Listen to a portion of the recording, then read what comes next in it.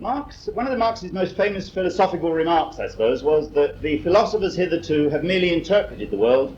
The point is to change it. And one of the people he undoubtedly had in mind when he wrote that was Hegel. In fact, Hegel's slogan could have been, people up to now have been trying to change the world, and that's a mistake, we should interpret it. And yet Marx was very influenced by this man who got everything round the wrong way. Or as he put it, upside down. It was suggested to me that I should in fact give the first part of this talk standing on my head, and then get on my feet halfway through. Let's explain about Hegel. You see, Hegel is somebody who it's very difficult to understand. I mean, firstly, he's an extremely difficult writer. Partly because the things he was trying to grapple with are very difficult, and partly because, anyway, he just was a difficult writer. And it's difficult, anyway, for us to grasp the way in which, or to get inside the way in which he understood the world. And I'm not sure that I've completely succeeded in doing that myself in my crash course. But I'll try and explain it. He had essentially a religious conception of the world, of everything in the world. And his essential argument about, if you like, about life, the universe, the meaning of life, everything, was summed up in a term which he used, which was spirit. And spirit is like God, only it's not the God of the Christians. It's a more philosophically developed God, in some senses, than the God of the Christians. And his conception was of spirit, pure thought, being unable to develop itself, being unable to become conscious of itself except by creating something outside itself and developing something outside itself, and through the process of working on something outside itself, the world of nature, the world of men, everything, developing its own self-consciousness. And through this labor of spirit in the world and on the world and making the world, spirit is progressing towards complete rational self-consciousness. And the whole of the process of the world, all of history, is essentially the progress of spirit towards self-consciousness. Now that seems a very peculiar way of thinking about the world to us, but that was the center of Hegel's way of thinking about the world. And humanity, ourselves, human beings who are themselves conscious, are the vehicle through which spirit thinks about itself. So that in reality what Hegel was trying to describe was actually the way in which our own ideas develop through history. They develop the whole philosophical history of humanity, if you like, the thinking of humanity, Hegel tried to conceptualize in this way. The history of spirit, always with a big S, of absolute spirits, the totality of all thought, the history of spirit for Hegel is the history of society, it's the history of human thought. And it's not for Hegel, and this is something which makes him a thinker who advances over previous thinkers, it's not for Hegel something which is fixed. It isn't that God is something, it's rather there's a process of development in the world, which is fundamentally a process of development of ideas. There's a historical process of development going on, which he thinks about in terms of the growth to self-consciousness of spirit. But it's a historical conception of ideas. It's not a fixed conception. There's a tremendous notion of self-development through activity on the world, which is thought about completely in thought terms. Now there are, in Hegel's conception, various stages in the development of spirit. And each of those stages in the development of spirit itself has internal contradictions and finally breaks down. And out of that breakdown, a new picture of the world, a new account of the world emerges. And those conceptions of the world are tied to forms of society. That's to say, in some senses, that before Marx had the idea of modes of production, if you like, Hegel had a notion which we might call historical modes of communion, of human thought and human culture. One of those, which was very important for Hegel throughout his life, was ancient Greece. And for Hegel and other thinkers of his generation, the world of ancient Greece was a picture of a beautiful world, a semi-perfect world for a particular period in time. It was an image of wholeness, in which Greek philosophy developed, in which Greek art developed, in which Greek democracy flowered, the culture of the ancient Greek cities was developed. And Hegel's argument, and the way in which the late 18th century thinkers like Hegel saw Greece, was to see Greece as an image of a society in which all the members of society could see themselves in a sense reflected. It was really theirs. Their life was expressed in the form of the society. Therefore, there was a harmony between the members of the society and the form of the society. Now, that was what was wonderful about ancient Greece for Hegel, and he gave him an image of human perfection in one sense. Freedom, at that stage in history, human freedom and membership of a community were integrally related together. Now, it's also part of Hegel's philosophy that nothing lasts. And his argument is that Greek society, and the beauty of Greek society, could not last forever. It was internally contradictory, apart from anything else. Of course, it was founded upon slavery. It was not a total freedom for everybody. The freedom of the citizens was founded upon the institution of slavery. That beautiful synthesis couldn't last forever, and it broke down.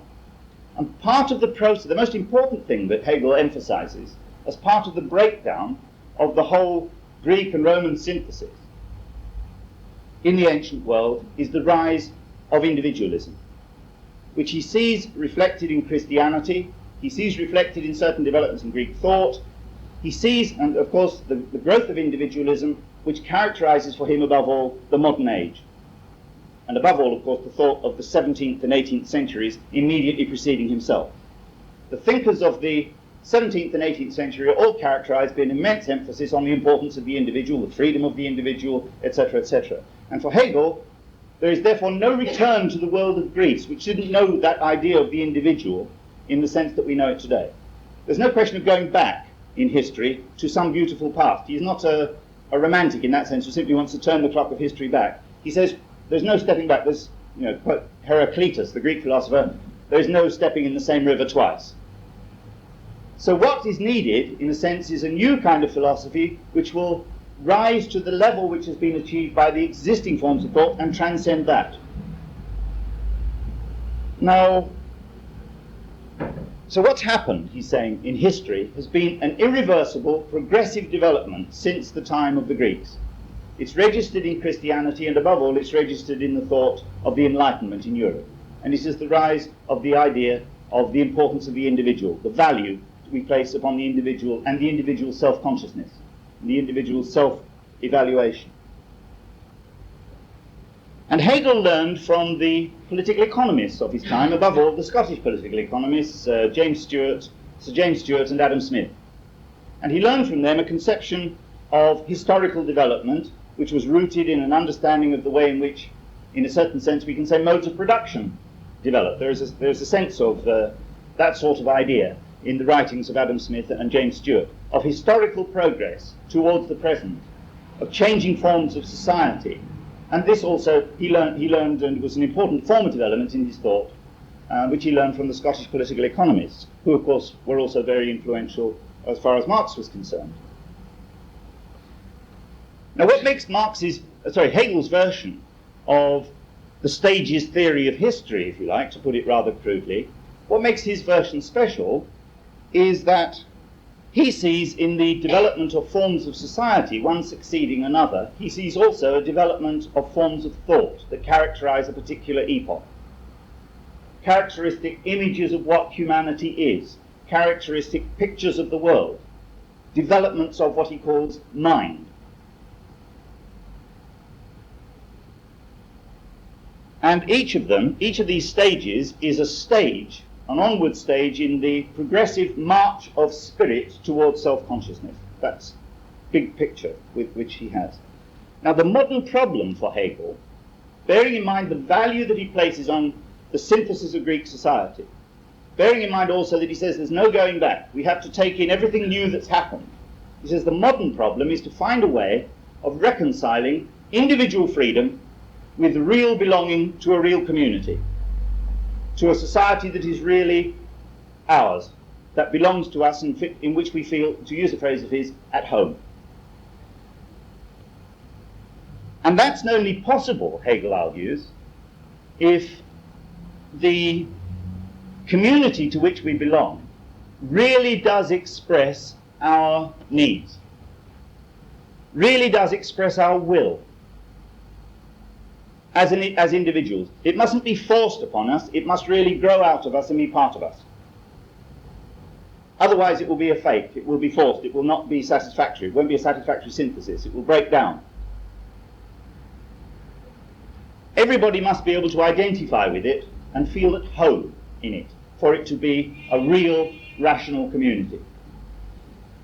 Now, Hegel's argument and his standpoint made him a very powerful critic of previous thinkers of his own period, of the 17th and 18th century, the thinkers of the Enlightenment. He was a very powerful critic of those thinkers whom, many of whom also were the targets of Marxist criticism, particularly Marx in his earlier writings, but also in Capital. Because the characteristic image which people had, or thinkers had, of what man is and what society is in the 17th and the 18th century was fundamentally what's called an atomistic theory. That's to say, you begin with a picture of a figure called the individual, who is isolated, who is considered on his or her own, who's an abstract figure, outside history, outside society, and you then, for example, endow that figure with rights. You talk about, the figure is very commonly called man, rather than person. It's called man, and it has rights, and you fight for the rights of man. And man is an isolated, as Marx put it, an isolated monad, somebody all on its own, and that's the starting point of theory. Now, in such a view, if you begin with the society is then made up of a bundle of separate individuals. If that's the view with which you begin, then society really is either something opposed to man, or it's something which is used as a means by man to his own personal or private happiness. But it isn't an integral part of himself. And Hegel was wanting an answer which would make the vision of society one which made society an integral part of the individual, an integral expression of the individual. And interestingly, although one can't claim him as a socialist, he used the term anti-socialist to describe all the thinkers from Hobbes to Kant. He said they haven't got fundamentally a social conception of what a human being is. Now, this argument he presented in extremely obscure language. That's the heart of his criticism of the whole Enlightenment theories, is that they have an unsocial account of man and the relationship between man and society.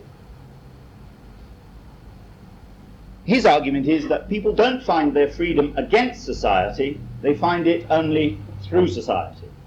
And therefore the question is the society a suitable one in which people can really find their freedom? And that becomes a criterion for Hegel, and a powerful criterion for attacking the liberal atomistic theories of the Enlightenment. We need, he said, to get beyond what Hobbes, the author of Leviathan, had called the war of all against all, vision of society in which men are constantly at war with each other, a competitive world, which Marx, of course, argued was, of course, a reflection of the world of the market. We need to get beyond the selfish, atomistic conceptions and realities of what Hegel called civil society, and what today we tend to call the capitalist market, or the capitalist world, capitalist productions, the atomized character, the alienated, separated character of individuals in society. We need somehow to transcend that, he said.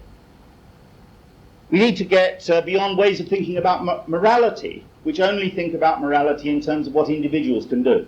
We need to think, he said, we need to develop a conception, what he called ethical life, which is a moral way of life, not simply for the individual, but for a whole society. And the questions of morality are not simply questions about individuals, they're questions about the character of society, and questions about the sharing, in a sense, of communal understandings and so on, about what is right and what is good, what is beautiful. Now, the problem is that for Hegel, the problem is that we need to do that at the same time that we preserve all the advances of the Enlightenment. We need to preserve the sense of the importance of the individual, the freedoms of the individual that have been won in the previous 2 centuries in the most advanced parts of Europe, and so on. We need to have all those political and civil freedoms that have been fought for by the bourgeoisie, if you like. All of those need to be preserved. We need that sense of the importance of the individual at the same time that we have to transcend that and go towards a vision which has a community in it. Now, in other words, we need a setting, if you like, in which we are all free. We have all our modern freedoms, and yet we are all, as Hegel put it, part of spirit. We are part of the whole moving principle in the world and feel ourselves and know ourselves to be part of that. This was, of course, his religious formulation. We need to have a real sense that we are genuinely part of something which is greater than ourselves. Now, potentially, if you think about it, potentially that vision is a revolutionary vision. Indeed, the young Hegel was a revolutionary. He criticized the existing constitutions of various German states and so on from the standpoint of the desire to overthrow them. He writes in the 1780s and 1790s as a young revolutionary of his period. Don't expect him to be Lenin, but in his period he was a young revolutionary. But like many other European artists and thinkers of his own generation, when the French Revolution happened, he celebrated it and afterwards was disappointed by it. Beethoven was disappointed by the French Revolution. The Romantics and so on and so on. Nobody, probably comrades with a better education than mine, can give far more examples than I can of the disappointment of many of the leading thinkers of the period at the outcome of the French Revolution, in which they had invested a great deal of hope. And Hegel Hegel became eventually, you can say, a reactionary in his disappointment. But he was always a reactionary who drank a toast on Bastille Day to the end of his life, to the struggle for freedom in France. When he saw Napoleon, he said he'd seen, I've seen one of the great figures of world history, and he was magnificent. This was the Napoleon who'd just come in to beat his own national army at the Battle of Jena, and who got Hegel, effectively Hegel had been sacked from his job as a philosophy teacher. He'd nearly lost his first major work, the manuscript, which for an intellectual is quite a serious blow to his pride and so on, and yet he was able to say, I saw this magnificent figure representing progress, advance in human history. The French Revolution, his conclusion was that the French Revolution had not actually solved the problem of community. It had actually furthered individualism, the divisions within society, if you like, the selfishness, the atomism of society. It hadn't solved that problem at all. It didn't solve the problem of community for him. And the conclusion he came to, somewhere in the late 1790s, around 1800, about the time that quite a number of our members begin to grow up and leave the party, they're growing out of those silly mistakes they made when they were 21 and so on. They're growing old and they're having children, getting tired, and they rationalize it and they say, of course I was always wrong, it's enthusiasm of youth. Well, around that time in Hegel's life, he changed his mind. And he said, fundamentally, his conclusion was that attempts to change the world according to some scheme won't work. They don't solve any problems. The job of the philosopher is to study the world and find out what's rational in it. What's right about the world is what we have to find out. And we have to think it through how the real, what we actually have in that sense of the real, is rational. It's a conservative response in the end to disappointment in Hegel's own life, with the whole pattern of development in his own period. We have to show the reasons why social arrangements are as they are. Not every jot and tittle of every social arrangement. We have to find the big picture which explains why the world is as it is. And the job of philosophers is to show that there is a great deal of rationality in the existing set of arrangements. We have, in a sense, since he was constantly thinking in terms of the language of spirit, meaning God, you can say in religious terms, he sought to justify the ways of God to man. To show the rational in the real. to interpret the world, in other words, to make it seem like home, so that to give an account of the world so that if people could accept that this was a completely rational account, they would then come to feel at home in the world as it was. And that was the project of the mature Hegel. Now,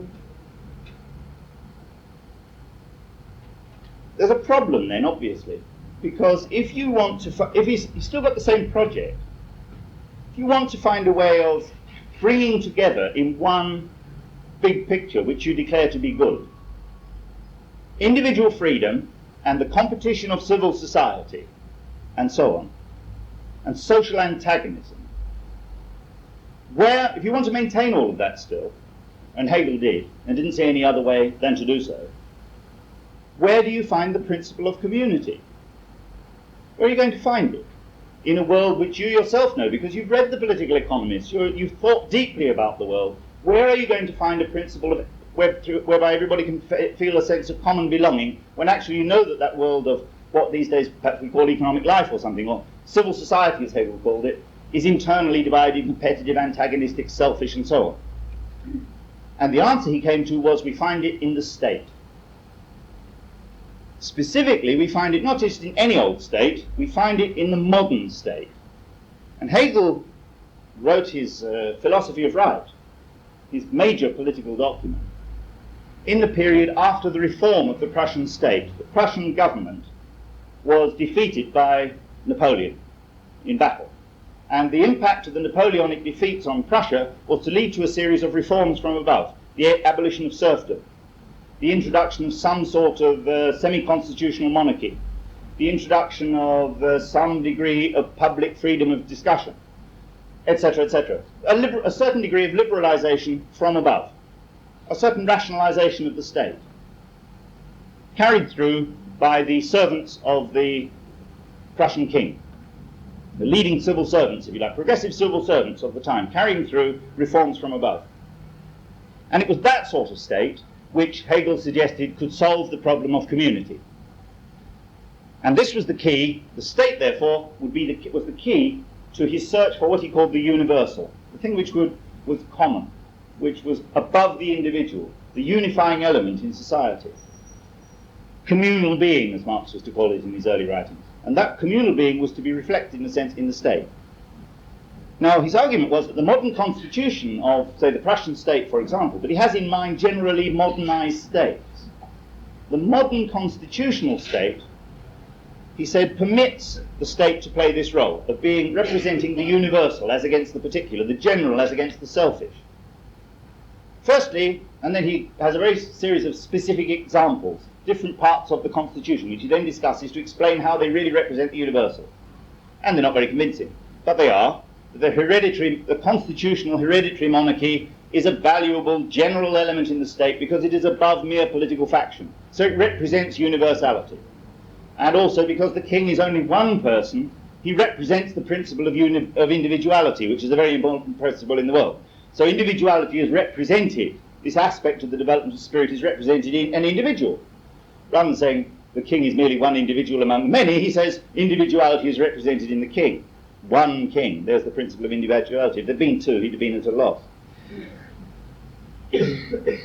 Probably not. He would have thought of something. Because this is the problem with the method. I mean, it's finding reasons for things, inventing reasons for things, rather than looking at the things themselves and then criticizing them. But I'll say something more about that in a minute.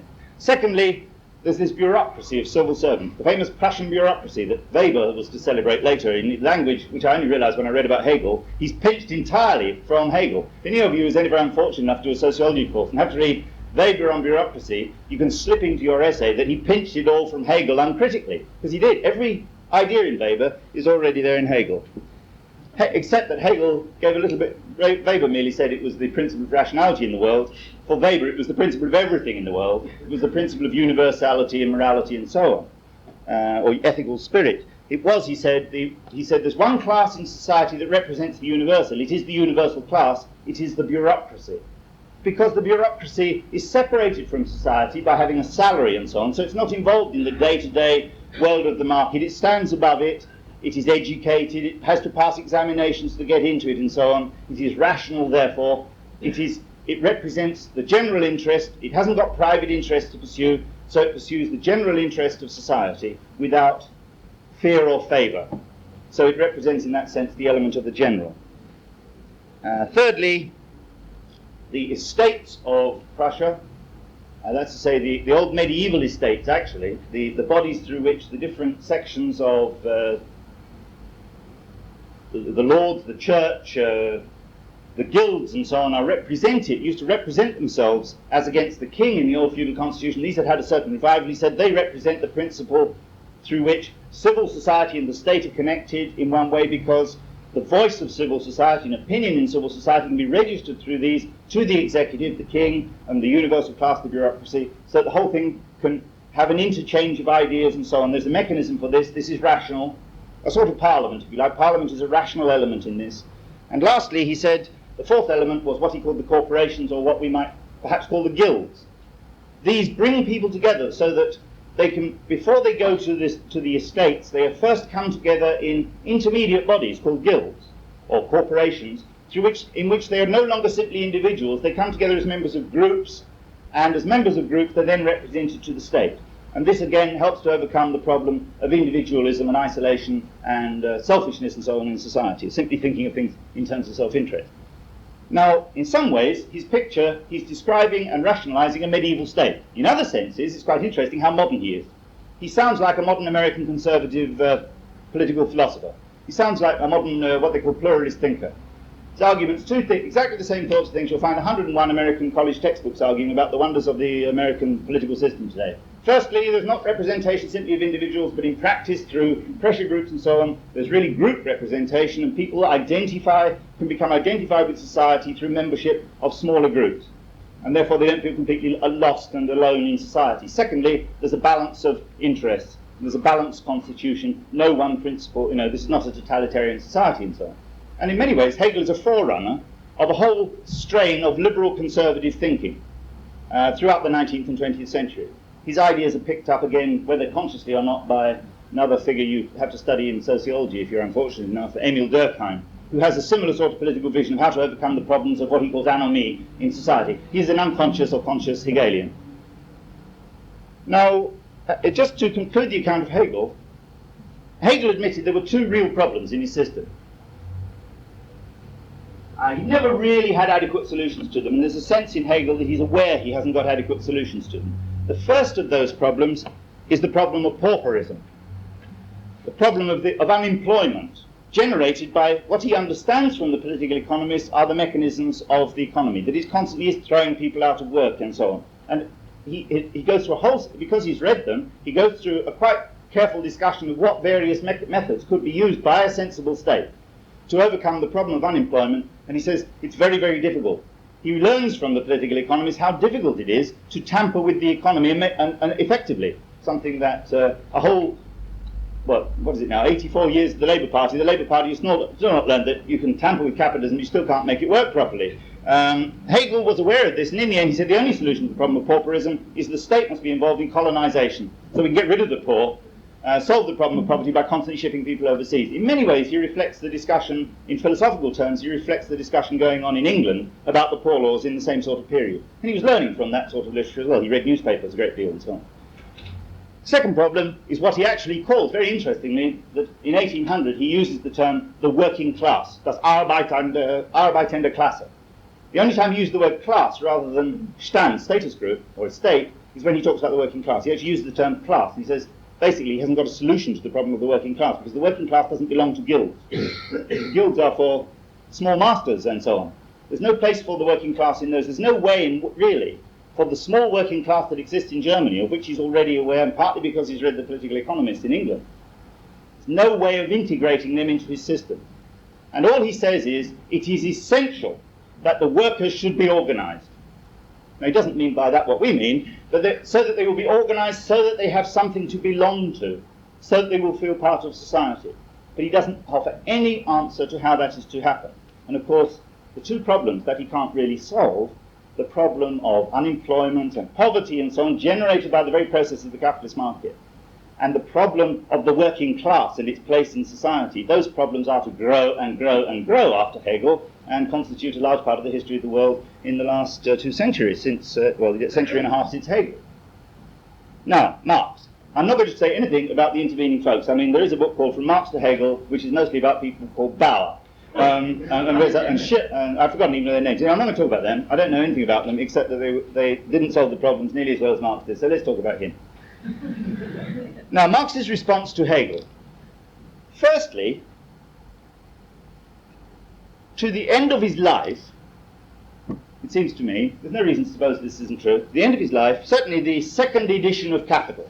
Marx writes a preface to the second edition of Capital in which he says, against all these people who want to, these today in Germany, who want to dismiss Hegel and say he's just a dead dog, he says, I freely acknowledge myself, he says, a pupil of that mighty thinker.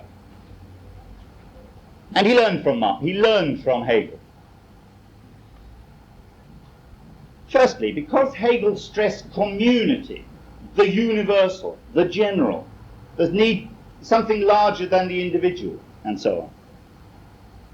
Because Hegel was critical of the whole atomistic character of the Enlightenment theory, Marx learned from him immensely. Because the labour that Hegel had done on the conceptual labour that Hegel had done to undermine the atomistic picture of the universe, particularly the social universe, Marx learned from him and gained from him enormously in that sense. Marx's theory, the whole conception of totality, which we inherit, we above all, the SWP inherit, Marx got from Hegel. When we say no socialism in one country, we may not know it, but what we're actually saying is there is a totality larger than the part, which explains in part the part.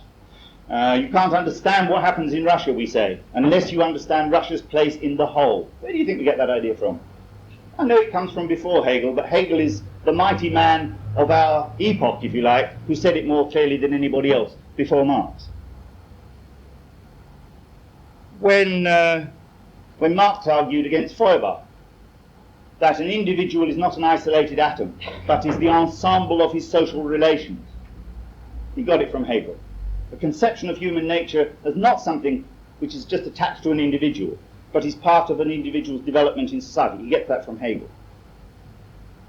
The very theory of human labour, which Marx develops in the economic and philosophical manuscripts and then further develops and uses as the basis of Capital, that he gets from Hegel. He gets it in an abstract, idealist philosophical form, but he gets it from Hegel. In fact, he didn't know, because the stuff hadn't been published in his lifetime, that Hegel had written some manuscripts, known these days as the Jena manuscripts, because they were written in Jena, in which Hegel had put forward, sometimes in very similar language, ideas which you find in Marx's economic and philosophical manuscripts about human labour, and the process of human labour as the process through which people develop. And you find that in Hegel, and you find it abstractly in Hegel's logic and in Hegel's philosophy of right, and so on. He got from Hegel the idea, the whole theory of contradiction, and the idea from Hegel and from the political economists, the idea of the development of modes of production. So on the outline of the idea, the sketch of the idea, the framework of the idea he gets from Hegel. And the last thing he gets from Hegel, which we shouldn't forget and which might seem a bit controversial, is that he gets his anti-utopianism from Hegel. Because Hegel always has a sense of history as something which has got certain necessary patterns to it, and certain necessities are required before things happen. Certain developments have to take place before things happen. We after all, are the organisation which insists we are in the downturn. Now, we say we're very Marxist in that, we're very realistic. We're also, funnily enough, very Hegelian in a certain sense, in that. And the anti-utopian stream in Marx, he gets in a sense from Hegel. Now, so in many ways, I think it's quite true. It's true to say that without Hegel, there would have been no Marx, or Marx would have had to spend far much longer working through philosophical materials in order to gain clarity, in order to be able to make further progress. There's a tremendous ground-clearing achievement which Hegel and other thinkers of the late 18th and early 19th century in Germany, the Romantics and so on, did, which opened the way for Marx. Now, that's if you like, the positive aspect of Hegel. So, Marx, of course, if Marx was pupil of that mighty thinker, he was also an extremely critical pupil, and I hope never to have such a critical student in my class, because he will destroy me. It's also true. As a teacher at the Poly. You see,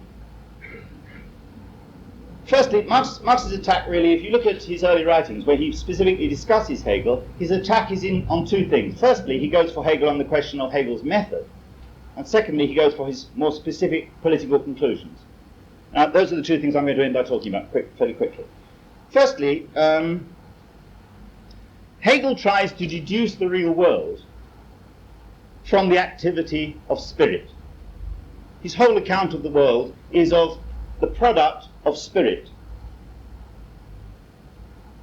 As I say, he tries to justify the ways of God to man, in a sense. That's the intention of his philosophy.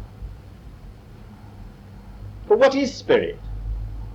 We ask about it from the standpoint of Marx, who has learned from Feuerbach and the criticism of religion. Spirit is only a way of summarizing what we know about ourselves. It's an abstraction from our own powers.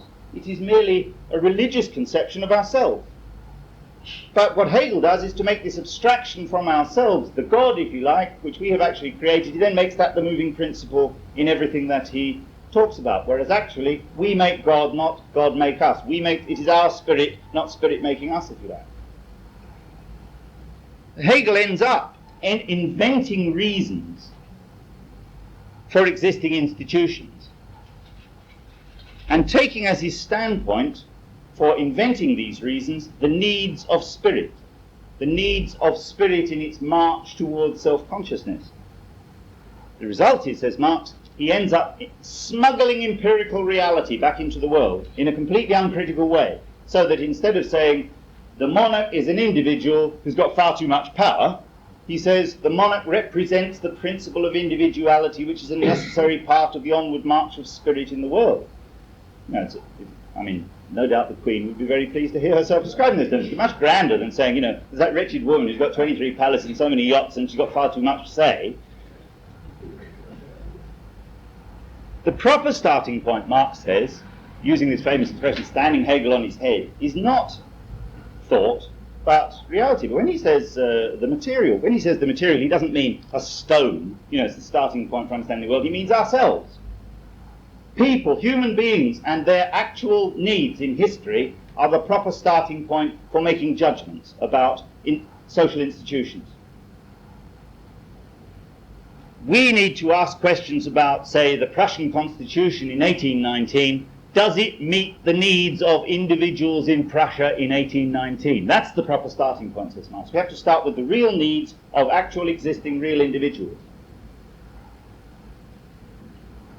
The second problem with Hegel is not simply that his starting point is wrong, but secondly, that after a tremendous account of history as an onward march, he suddenly says the march is over. For him, we have arrived at the terminus of history. It was the same for the political economist, for Adam Smith. We have arrived at the end of progress. There's nothing new now in the world. There's no further tensions and contradictions in existing reality. The march of spirit to self-consciousness is just about achieved in the Prussian state in 1819.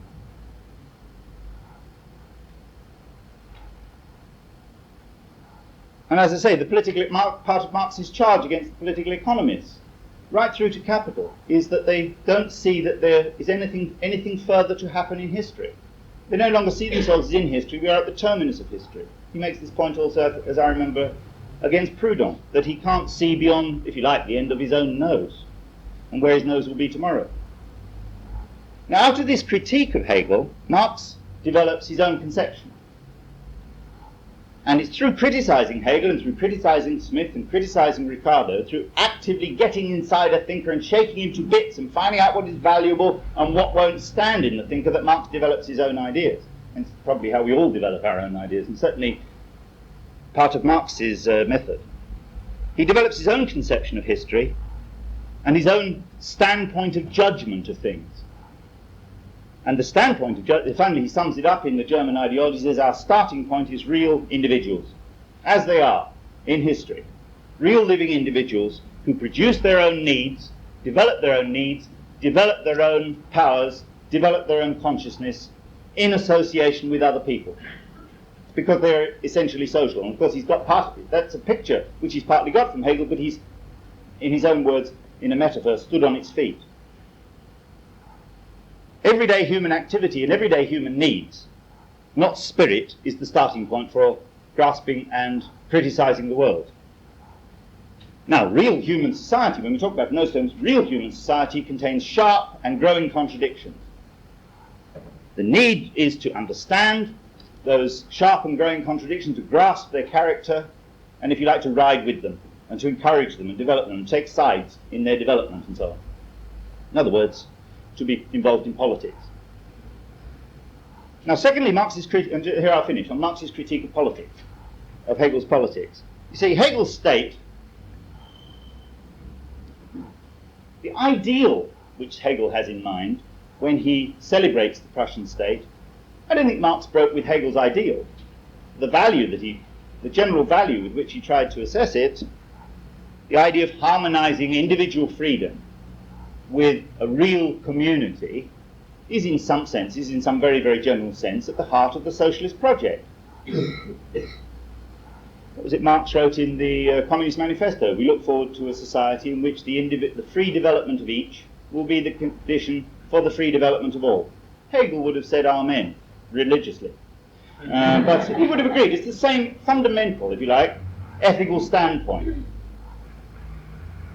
But, says Marx, that's only achievable if we have, firstly, a radical democratization of the state and society. The centre of his critique of Hegel in 1843, in the critique of Hegel's philosophy of right, is the standpoint of the most radical democracy. Democracy is the solution to the problem of the connection between the individual and the community. If the community, the character of the laws of society, the rules of society, the social institutions of society, if they are really to flow out of the individual, it's got to be democratic. There's no other solution. So democracy, he says, is the solution to the riddle of all constitutions. Democracy, and not simply bourgeois democracy, but a thoroughgoing democracy, in some senses of the kind, Marx also in a sense is influenced by the image of Greece. An enlarged, if you like, and purified version of the image of Greece suitable for the modern world, with all the room for the space and all the space for the development of the individual, and the freedom of the individual to develop his or her own powers within that framework. You need a society whose real principle, he says, is the free development of humanity. Now, Hegel's state, by Hegel's own standards then, Hegel's state is an abysmal failure. Absolutely, it doesn't work. Empirically, it doesn't fit his own ideals. And that's really Marx's criticism of Hegel's philosophy of right. It's essentially, you're bonkers. It doesn't work in terms of your own standards. It's not a real expression of community. Firstly, it reflects class relations and property relations. It's the state of private property, says Marx, not the state of the universal. It's merely the state of selfishness, greed, and private property. And secondly, this whole question, this nonsense about the bureaucracy being the universal class. If you have to do that essay, come back to the poor sociology students in the audience, you have to do that essay on Weber. Read Marx on the bureaucracy, because he smashes Weber in the teeth, and everywhere else in the body, for that matter. The bureaucracy is not the universal class. And Marx got about 3 magnificent pages in which he attacks the bureaucracy. He attacks the Stalinist bureaucracy. He attacks the trade union. In practice, because he attacks bureaucracy, he attacks everything that we're against, for the rank and file, in 1843. Because he says, what does it do? It holds the state as private property. It's not universal. He says the civil service of Prussia, it's not the expression of the general interest. It's a private interest which holds the state as a private monopoly for itself. It's a much more radical criticism of the state, as a matter of fact, than we find in many later Marxist writings by many fine people, but they never went as sharply to the question as Marx did in 1843. It lives off society. It doesn't live with society, it lives off society. It sponges off society, and it rules it through fake expertise and through keeping everything secret from society. Very good description of the modern state and the modern civil service. Now Hegel, you see, lastly, on the question of politics, Hegel accepts something as given, which Marx doesn't. Hegel says, we've got civil society, the world of competition, the world of individual striving and so on. We've got that world, it's a given piece of progress in history. We just have to live with that in a sense, and then we have to try and find some general principle to regulate it. we have to accept the division between the state and civil society. Marx says the division between the state and civil society is the product of a particular period of history, and we have to overcome it. And the key to overcoming it is not to try to find some political solution to the problems of capitalist society. It is to overthrow, revolutionize, as he puts it, civil society. To revolutionize the whole capitalist mode of production, as we would say today. To attack not simply the principles of the politics, but the principles of the economics of society. And from his criticism of Hegel in 1843, 1844, and similar thinkers, and the critique of the tradition of the French Revolution, Marx sets out on a life theoretical project, if you like, which is the criticism of civil society. All the moral assumptions of the Enlightenment about the value of the individual are undermined by the further development of civil society or the further development of capitalism for Marx. For Hegel and for 101 other thinkers of the 17th and 18th century, private property is an expression of personality. The reason for defending private property is that through its existence, individuals are able to express themselves as individuals. The problem is, as Marx says in the Communist Manifesto, you talk about property and its value. The truth is that for the overwhelming majority of society, increasingly, they are propertyless. So the moral value which you place on property applies to a smaller and smaller number of people. Therefore, there is no the moral justification doesn't work any longer. And we have to find a new whole basis philosophically, morally, politically, for transforming society. Now, just to conclude, what should be our attitude to Hegel? It would be very easy merely to say, silly old man, wasn't a Bolshevik, never understood the French Revolution properly, and to be dismissed and sneered at.